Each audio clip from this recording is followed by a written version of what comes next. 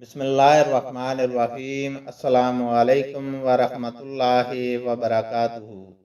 हदीस नबवी सल्लल्लाहु अलैहि वसल्लम है, रसूल अल्लाह सल्लल्लाहु अलैहि वसल्लम मैदान अरफात से वापस हुए।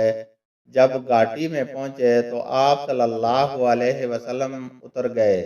आप सल्लल्लाहु अलैहि वसल्लम ने पहले पेशाब किया, फिर वज़ू किया और खूब अच्छी तरह नहीं किया। तब मैंने कहा, या रसूल अल्लाह, नमाज का वक्त आ गया। आप सल्लल्लाहु अलैहि वसल्लम ने फरमाया, नमाज तुम्हारे आगे है, यानी मुज़दलिफा चल कर पढ़ेंगे। जब मुज़दलिफा में पहुंचे तो आपने खूब अच्छी तरह वज़ू किया, फिर जमात खड़ी की गई। आप सल्लल्लाहु अलैहि वसल्लम ने मगरिब की नमाज पढ़ी। फिर हर शख्स ने अपने ऊँट को अपनी जगह बैठाया। फिर इशा की जमात खड़ी की गई और आप सल्लल्लाहु अलैहि वसल्लम ने नमाज पढ़ी और इन दोनों नमाजों के दरमियान कोई नमाज नहीं पढ़ी।